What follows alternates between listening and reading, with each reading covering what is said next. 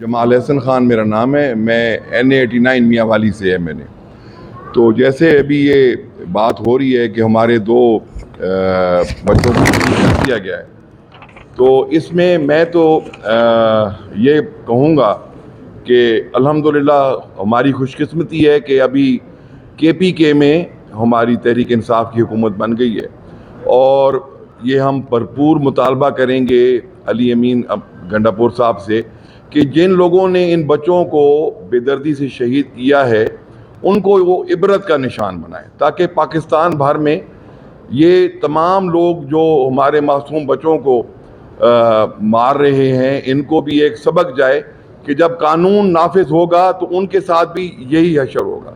ظلم کی انتہا یہ ہے کہ ان کا قصور کیا تھا کہ یہ صرف الیکشن اپنا رزلٹ لینے گئے تھے. جتنی بے دردی سے تحریک انصاف کے کارکنوں کے ساتھ پورے پاکستان میں ظلم و جبر پچھلے کئی مہینوں سے، بلکہ اب ایک سال سے زیادہ ہو گئے، 2 سال ہو گئے، روا رکھا ہوا ہے.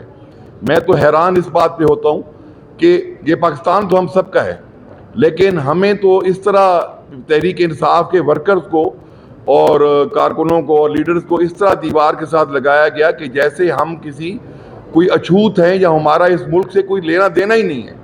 تو یہ پاکستان کو تقسیم کرنے کی ایک گھنونی سازش ہے، جس کی ڈوریں کہیں اور سے ہلائی جا رہی ہیں اور کٹ پتلیاں یہاں پہ یہ فیل کر کے اور پورے ملک کو کمزور کر رہی ہیں. تو میرا ان تمام جو طاقتیں اس ملک اور قوم کو تقسیم کرنے کی کوشش کر رہی ہیں ان کے لیے یہ پیغام ہے کہ خدا را بس کر دیں.